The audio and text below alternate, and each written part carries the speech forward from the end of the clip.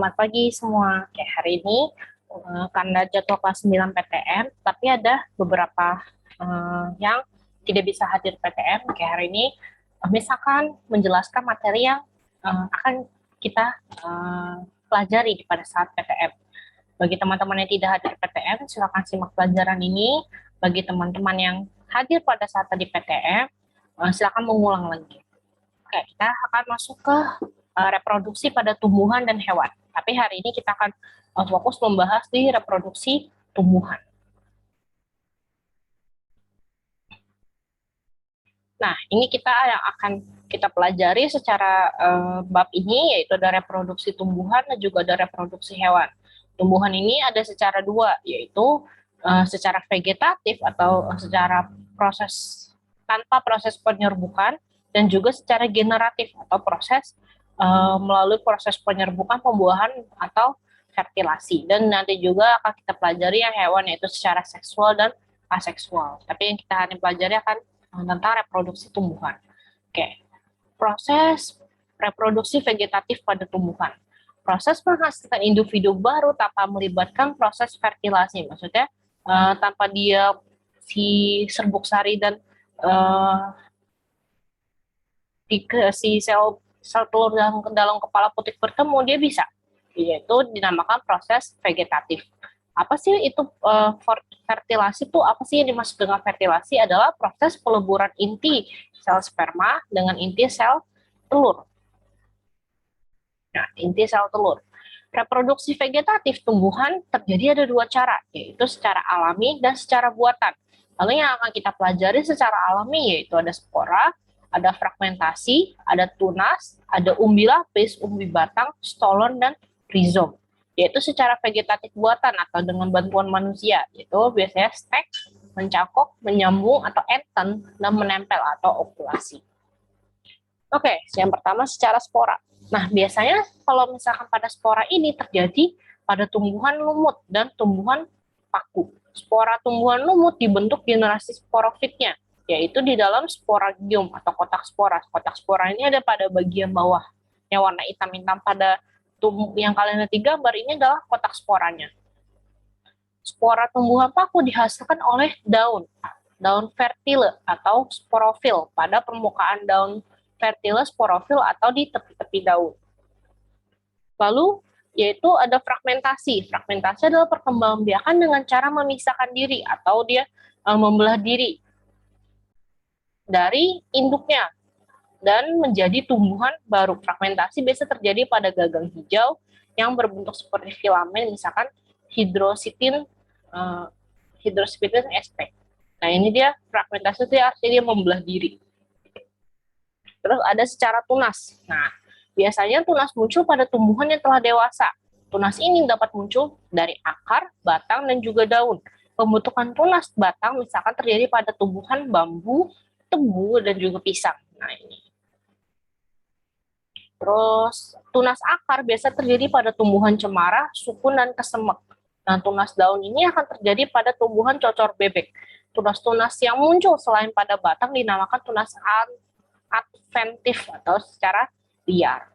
Jadi kalau misalkan ditanya cocor bebek berkembang biak dengan cara apa? Dengan cara tunas adventif. Lalu ada umbi lapis. Umbi lapis adalah batang yang tumbuh di bawah tanah. Nah, seperti ini. Bentuk umbi lapis menggelembung berair berisi sisik-sisik daun yang berfungsi sebagai cadangan makanan.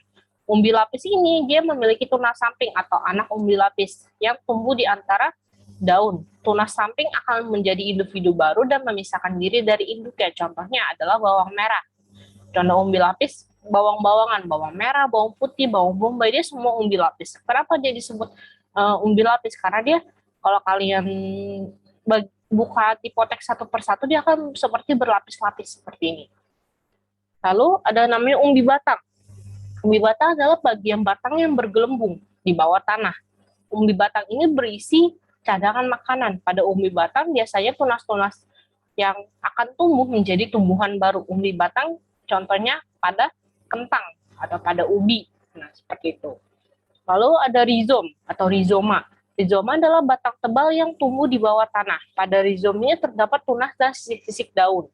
Jika rizom terpisah dari induknya, maka dia akan menjadi tumbuhan baru. Misalkan kayak kita nanam kunyit atau nanam lengkuas atau jahe. Nah, kita cukup menanam yang terdapat di batangnya aja nih, si rizome ini, gitu ya, yang menyimpan cadangan makanan. Dia nanti pada saat kita tumbuh dalam tanah, dia akan bertumbuh menjadi tanaman baru. Nah, contohnya rizom ini terdapat pada zigiberas atau misalkan jahe-jahean kunyit, terus juga ada lengkuas, ada jahe, seperti itu. Terus ada stolon atau geragi. Stolon sering kita lihat pada tumbuhan-tumbuhan liar. Nah, contohnya seperti ini. Stolon merupakan batang yang menjalar di permukaan atau di bawah tanah. Panjang stolon ini bisa bermeter-meter.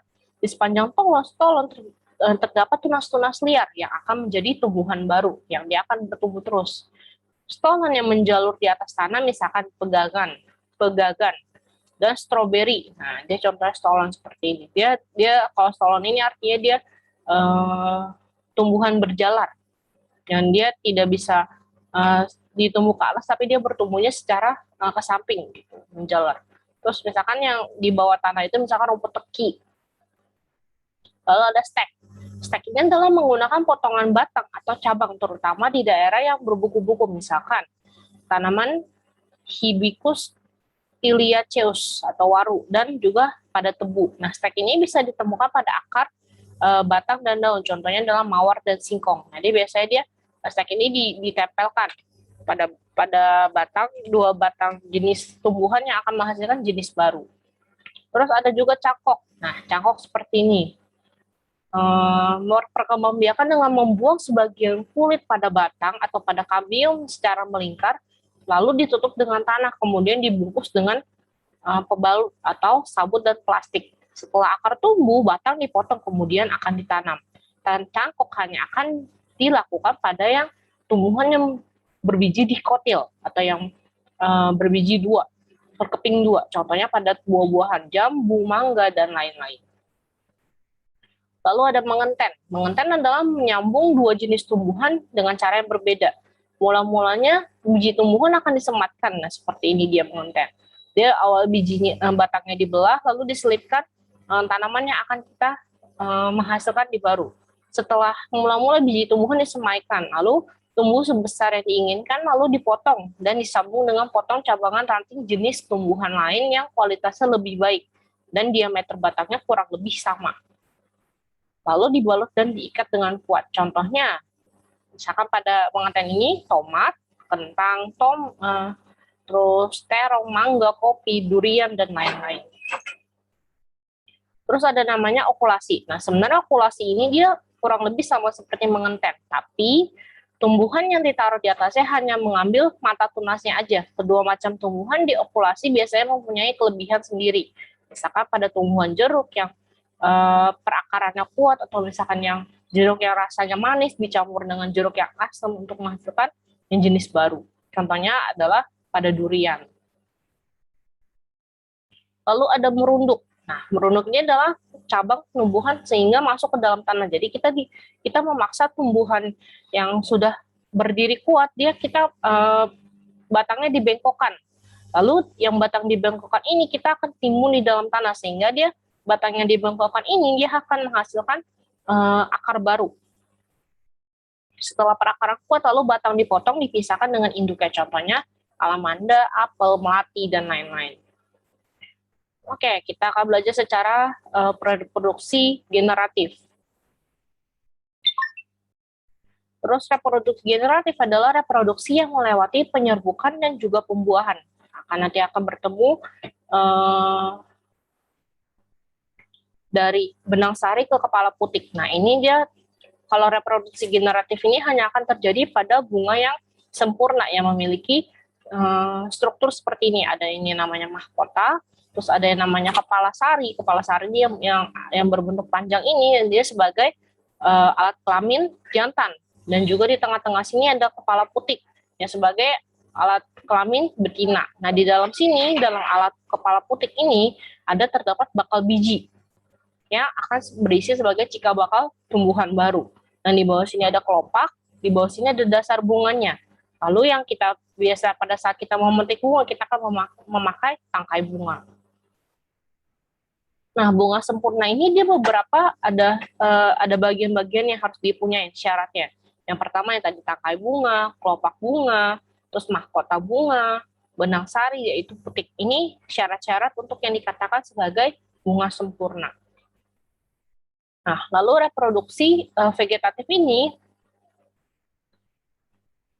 terjadi pada tumbuhan spermatogenesis, spermatopitia melalui dua penting, yaitu penyerbukan dan juga pembuahan. Terus apa sih perbedaan dari penyerbukan dan pembuahan itu? Nah, kalau penyerbukan itu adalah sampainya serbuk sari ke kepala putik untuk tumbuhan gymnospermae, atau nanti disebutnya sebagai tumbuhan biji terbuka. Lalu pembuahan adalah meleburnya inti sel gamet jantan dengan inti sel gamet betina. Nah, jenis-jenis penyerbukan ini ada beberapa macam. Ada penyerbukan tetangga, yang itu dia berbeda bunga tapi masih dalam satu batang. Satu ini. Dia cuma hanya berbeda bunga aja. Terus ada penyerbukan sendiri, yaitu dia terjadi antara kepala putik dan di benang sari pada bunga yang sama.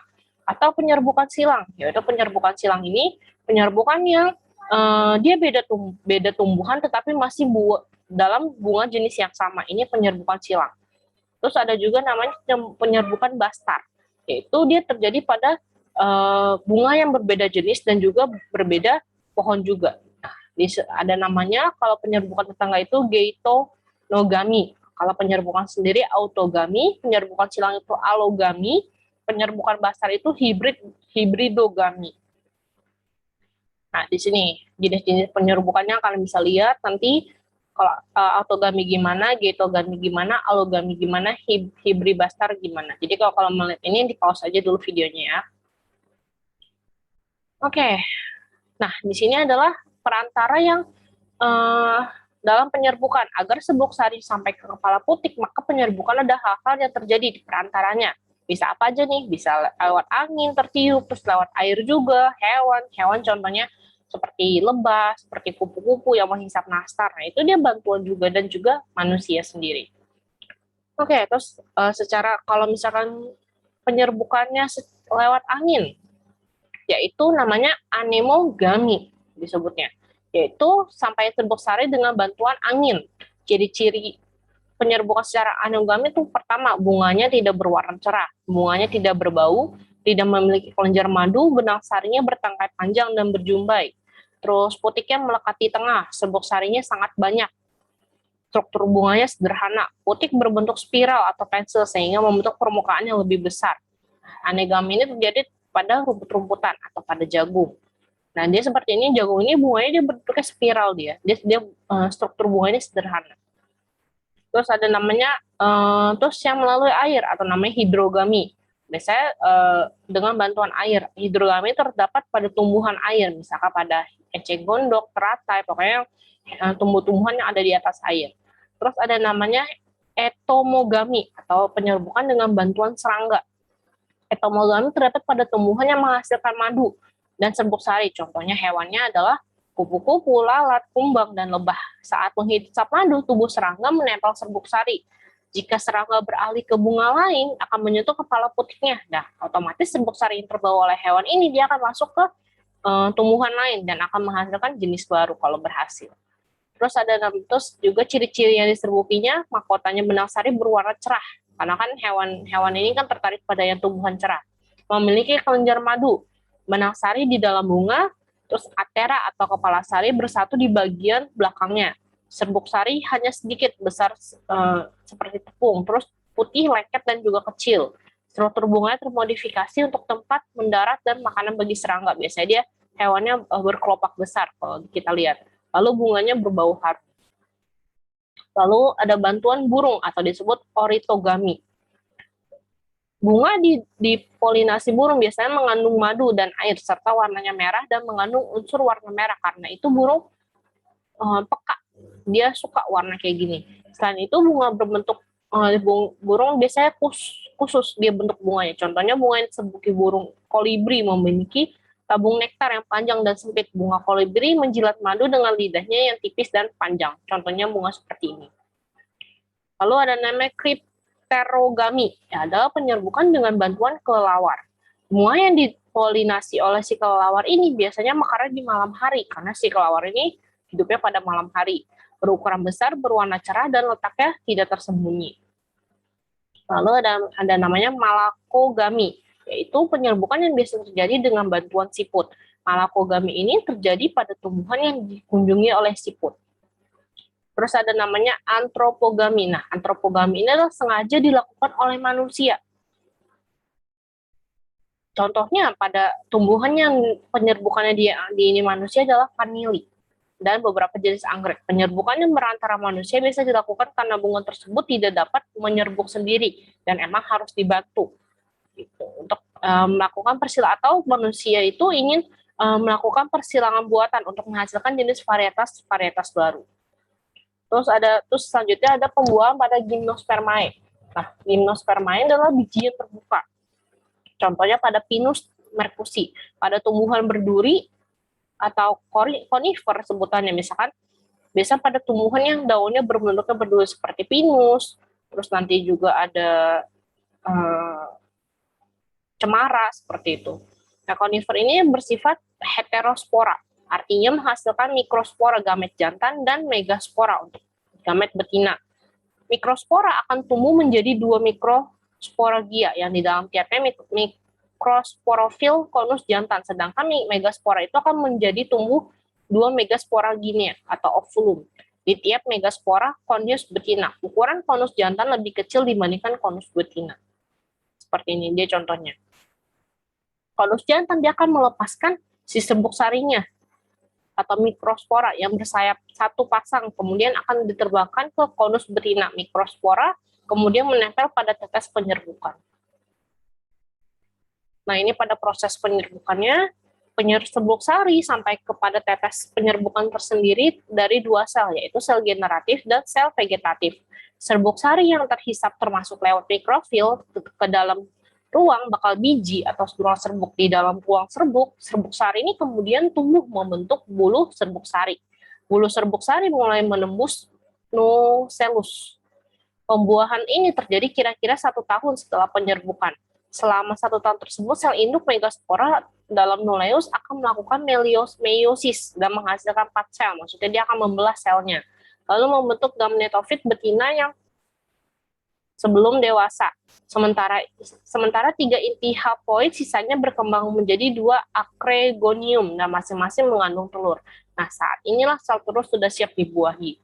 Saat pembuahan, bulu serbuk sari yang bergerak ke ruang acrygonium bersamaan dengan itu, sel generatif membelah menjadi 2, yaitu yang disebut sebagai dislokator atau sel dinding, yang lain disebut sebagai sel spermatogen. Sel spermatogen kemudian membelah menjadi 2, spermatozoid yang bentuknya seperti rumah siput dengan rambut getar yang tersusun dalam satu spiral. Nah, terus ini proses-prosesnya. Selanjutnya, sampainya di ruang acrygonium, sel vegetatif lenyap dan spermatozoid dilepas ke dalam ruang acrygonium yang berisi cairan, sehingga spermatozoid dapat berenang-renang. Di dalamnya kemudian terjadilah pembuahan oleh sel telur oleh spermatozoid yang menghasilkan zigot sebagai calon embrio. Semua sel telur akan dalam acrygonium ini mungkin akan dibuahi, tapi hanya 1 zigot saja yang dapat berkembang biak. Embrio pinus ini mengandung akar rudimen atau yang belum sempurna, dan beberapa daunnya embrio yang disebut cotyledon. Pembuahan pada gymnospermae disebut sebagai pembuahan tunggal karena hanya terjadi 1 kali pembuahan, yaitu antara spermatozoid dan sel telur. Nah, ini pada angiospermae. Organnya itu biasanya ada angiospermae, berarti bijinya tertutup. Bijinya itu di dalam tumbuhannya. Nah, bunganya ini terdiri atas kelopak, terus benang sari, putik sari, dan berfungsi sebagai alat kelamin betina adalah putik. Nah, ini dia angiospermae ini secara generatif yang tadi kita pelajari. Oke, materi hari ini sampai sini aja. Sampai minggu ini kita akan membahas tentang pembuahan sistem reproduksi pada tumbuhan. Minggu depan kita akan masuk ke reproduksi pada hewan. Oke, selamat. Terus ada tugas hari ini, silakan dikerjakan, lalu dikumpulkan dengan waktu yang sudah ditentukan. Selamat belajar semua.